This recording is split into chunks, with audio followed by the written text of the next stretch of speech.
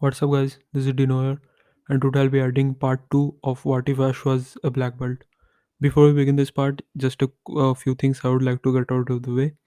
First off, I saw the poll, and yeah, fine, I will add the Pokemon tab, and that's completely understandable because when I really thought about it, I realized that it helps for you viewers to watch the story when you have like a list of what Pokemon the character has. So yeah, I understand. So I will definitely add that from the next video because I had already prepared the slides and stuff for this video, and I already planned on recording this.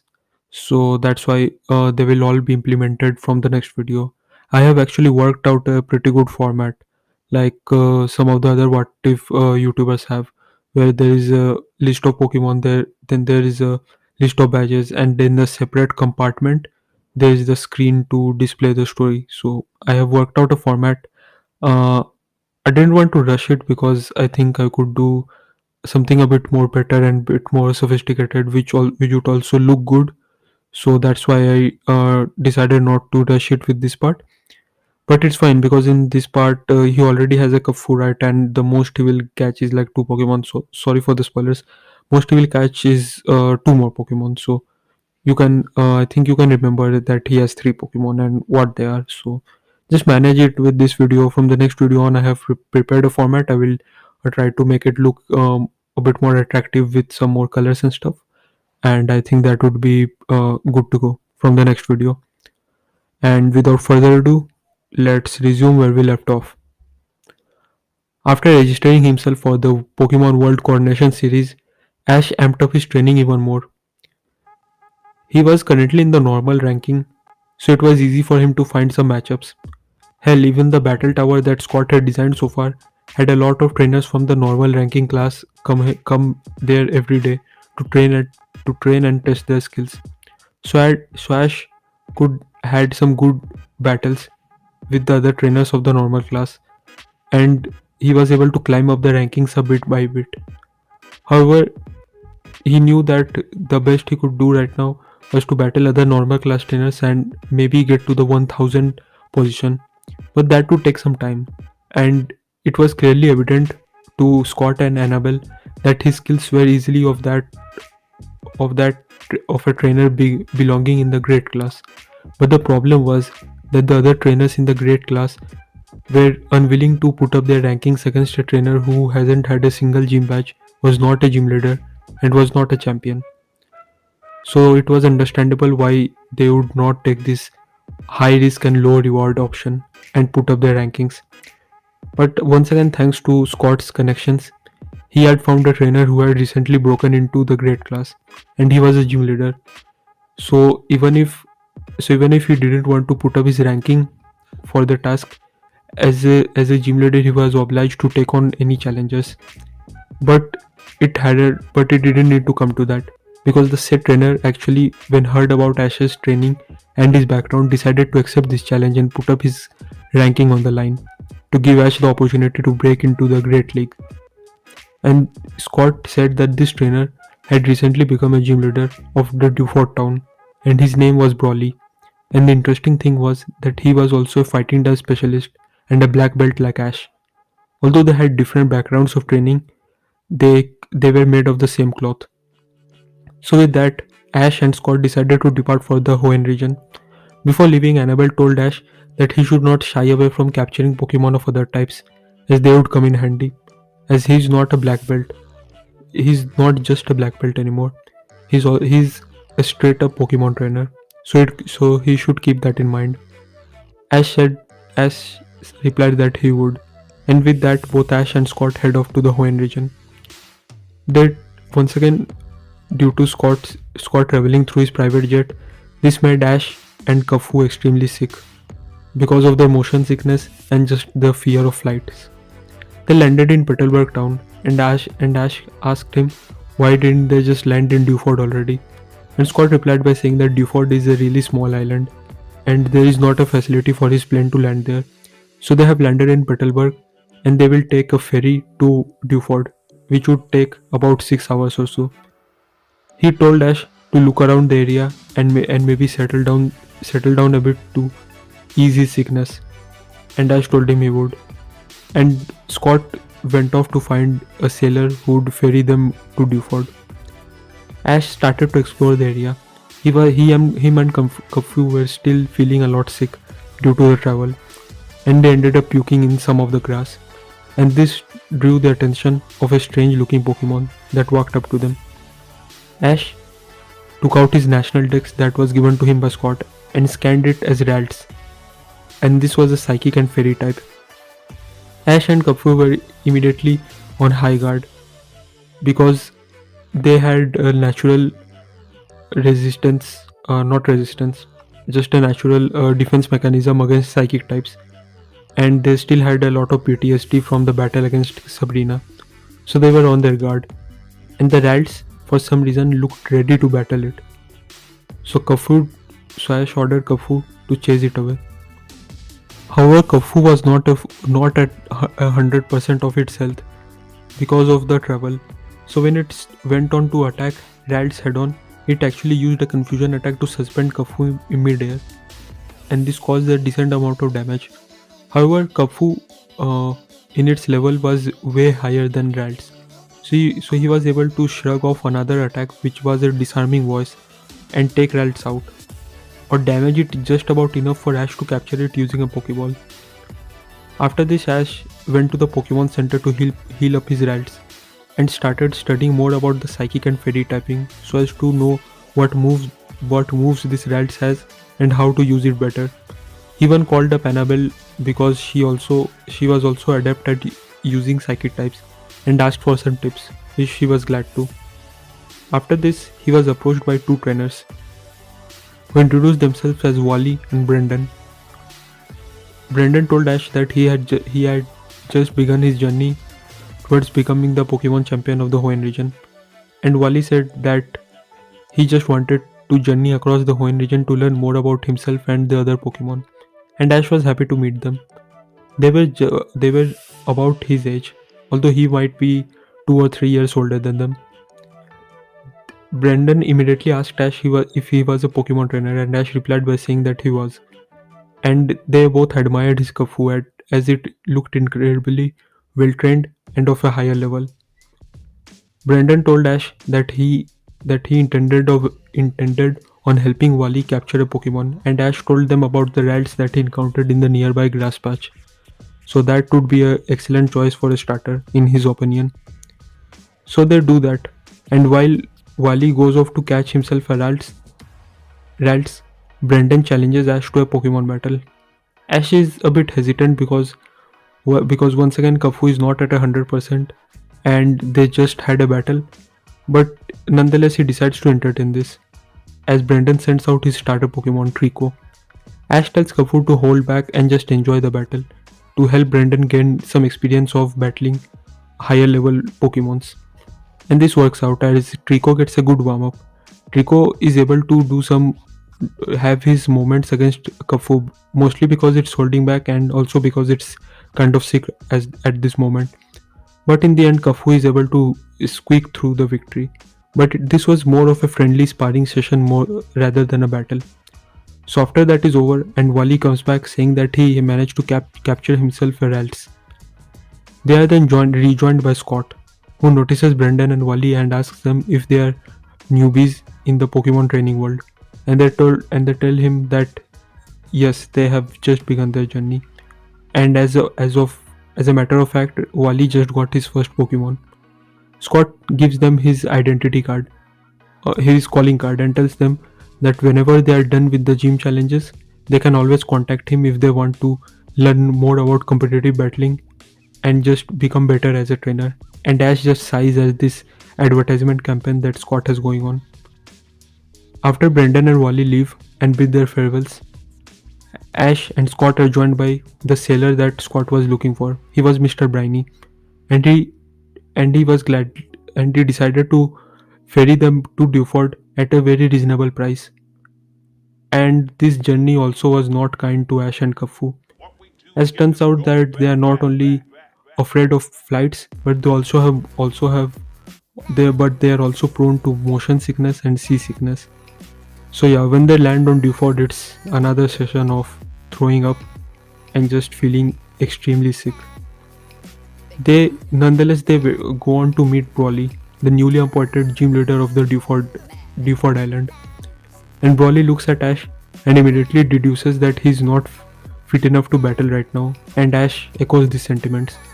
He asks Wally if there is a place that he can train in and just get comfortable with the island climate, because he really does not like being in the seasides. And Wally tells him that that's completely fine as there is a cave nearby. It's called Granite Cave, and whenever Wally feels like he's getting seasick or just does not want to be around the beach, sometimes he goes there to have a change of background and a change of pace. So, and after that he leaves. He asks them when the battle will take place, and they reply to him by saying that in about a week or so. So Ash tells Scott that he will be going back and forth between the Pokemon Center and this Granite Cave that Brawly spoke of, as this would be a good warm up for him to train with his newest Pokemon, which is Ralts. And if you think about it, Ash does not have any Pokemon other than Kafu at this point, so it would take him a while to get used to using another Pokemon. In this case, Psychic and Fairy type on top of it. So with that in mind, Ash sets off for the Granite Cave. For the first 3 days, he spends time with Ralts, knowing more about its moves, its tendencies, and its battling styles. Thanks to the cave, thanks to a lot of Zubat inhabiting the cave, Ash gets in some good sparring sessions with Ralts and is able to train it to a decent level. He does this for 3 to 4 days before he gets really comfortable in using Ralts. Although it's not as the same level as the synchronization he has with Kafu, but it's still good to go for a few battles or so. One day during the training sessions, they stumble onto a weird looking Pokemon. Ash scans it in his Pokédex to find out this is Aron, a steel and rock type. Ash looks at the Aron and tries to approach it, but it's really timid and tries to hide anyways. But it soon occurs to Ash that Aron is not hiding from Ash, but from other Pokemon. This turns out to be a couple of Sableyes, and Aron tells Ralts that the Sableye have been bullying him for the last few days. So that's why he decided to approach Ash. Ash is really confused because by the looks of it, Aron looks like a strong and tough Pokemon. But then he realizes that this Aron is of a timid nature, so that's why he is acting this way. So he decides to help Aron out. For the time being, Ralts is able to chase the two Sableye away by using a disarming voice. But for the next few days, Ash decides to train Aron up by telling it that it needs to stand up to its bullies and it cannot expect other people to do its job for him. So for the next few days, Ash recruits Aron into their training sessions. And training Aron is a bit easier than training Ralts because Aron is a lot like the weights he trains with that he used to train with in his dojo. So he's way more comfortable in training a Pokemon that is tough and physical rather than Ralts, which specializes in long range attacks instead. After few days of training, Aron is able to overcome the Sableye and defeat it in a battle, thus earning Ash's praise, and it immediately runs up to Ash and hugs him. A trainer who walked into the cave at the same time notices this and is in awe of Ash actually lifting up the Aron so easily. He asks Ash if the Aron is too heavy for him to lift, and Ash replies by saying that it's no big deal as he's used to lifting heavier weights than the Aron. The stranger then introduces himself as Steven Stone, and when Ash is able to see the stranger's face a little bit clearly, he immediately recognizes him as the champion of the Hoenn region. See, because Ash has been training in the Battle Tower for a while and he is also a part of the Pokemon World Coronation series, so he knows the higher level trainers, and he immediately asks Steven for an autograph, but then he realizes that he does not have a pen and paper on hand. So instead, Steven signs the autograph on one of his sleeves of his gi, and that's good enough for Ash.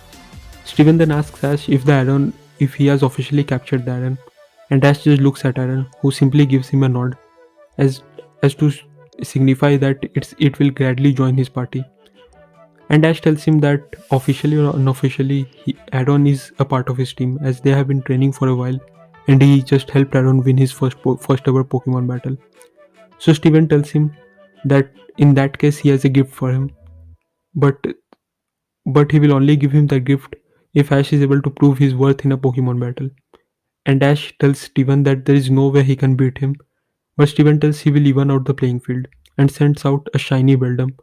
He tells Ash that this is a Beldum that he has been raising for only a few days, so this will be a good test for Ash to test his skills against.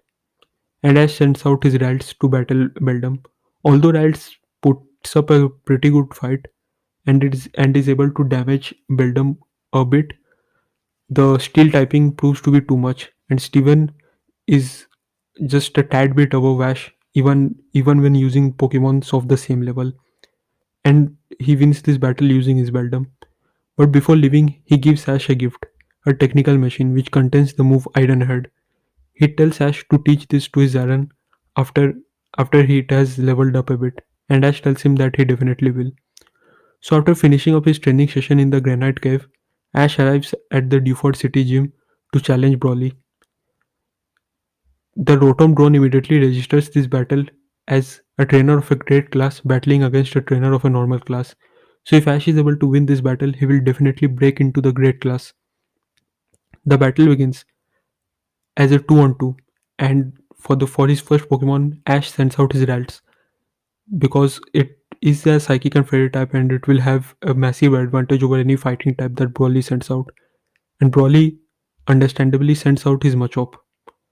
The battle begins as Machop flies forward, trying to hit it with a trying to hit Ralts with a karate chop, but Ralts immediately uses disarming voice, which forces Machop to retreat. Brawly, realizing that this is not a battle he will win head on, orders Machop to use Rock Tomb. And although the Rock Tomb does not do near the amount of damage that Brawly hoped it would, for some reason Brawly remains confident in his approach. And Ash is able to uh, tell Growl to tell Ralts to use a confusion attack which suspends Machop midair. This goes on for a while, and although Machop tries its hardest and is able to hit Ralts with a couple of more Rock Tomb attacks, ultimately Ralts proves to be too much for Machop and is taken out. Brawly's second Pokemon is Makuhita, and Brawly tells it to charge forward with a arm thrust attack. Ash tells Ralts to use confusion attack, but for some reason Ralts does not respond in time and is hit with the arm thrust. Although this causes minimal damage, but Ash is still confused as to why Ralts is moving so slow. And this is where Brawly tells him that that's the added effect of all those Rock Tomb attacks. They also cause a decrease in the opponent's speed. Nonetheless, Ralts is able to get a good hit in with a psychic attack, but Makuhita once again overpowers it by using a force palm at close range, which sends Ralts crashing to the cage. Once again, Makuhita goes for a force palm, and Dash orders Ralts to dodge it, but due to its fallen speed, it is hit with a force palm attack and is taken out. This proves to Ash that Makuhita is at a higher level than Ralts, and not only that, it's extremely well trained, maybe as much as his Kupfu, and that's what will be put to the test here. He sends out his Kupfu, and immediately both Broly and Ash nod in agreement. This will be a battle of pure skill, not of Pokemon levels and not of Pokemon moves. This will be a straight up mano a mano hand to hand martial arts combat. And this begins. As they both get in close range and start to box each other up, Ra- Kafu is able to land combination punches as it proves to be the much faster Pokemon, landing two to three strikes at a time. But to his surprise, Makuhita is able to fall back and hit it with a even powerful shot. One shot of Makuhita is doing much more damage than multiple shots of Kafu. And soon enough, Ash realizes that Makuhita's battling style of taking a few punches and then retaliating with a even bigger punch is similar to the pattern of wave hitting the beach. And it makes sense because Broly has been training on this island. And when you train in martial arts, you are always taught to learn from everything around you. So that makes sense why he's battling this way. And this is where Ash is able to adapt. He realizes that throwing rapid strikes and combination punches won't work, as in order to counter Makuhita's own counter stance, he has to battle just like Makuhita. So he tells Kafu to hit, instead of throwing combination punches, hit Makuhita with a powerful punch. And after that, guard up and just defend Makuhita's counter shot, only to counter Makuhita instead. And this strategy works for a while, as Kafu is able to get in some good hits on Makuhita. But this time it's Makuhita's turn to adapt and come up with a new game plan, which is trap, which is to trap Kafu and execute a powerful slam. Makuhita proves its brute strength to Kafu and overpowers it by slamming it repeatedly to the ground. Once again, Ash is the one to adapt here and orders Kafu to lock Makuhita in a submission, which is an armbar. And this works to an extent, as Makuhita's army is extended, but Makuhita is able to slip through it because of it his arms being much shorter.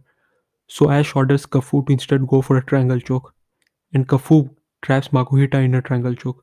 But Makuhita once again proves its brute strength by picking up Kafu and power bombing him straight to the mat. And this goes on for a while, but Kafu never lets go of the choke, and slowly Makuhita starts to fade away before finally passing out to the triangle choke, thus giving Kafu the victory. This means that Ash has defeated Broly. Broly congratulates Ash and tells him that this was an amazing battle and a good test for him as the new gym leader of this town, and he will definitely make improvements to become a better trainer the next time. And Ash tells him that they will definitely meet somewhere down the line, as he officially breaks into the Great League with a ranking of 996. And that's where we'll be ending this part, guys. Sorry if I stuttered a lot, but I don't really write scripts. I just like to go off and just say whatever I have in my mind. So that's why it may appear that I'm forgetting the script, but there's no script to forget. This is just the way I designed the slides, and I hope you guys like it.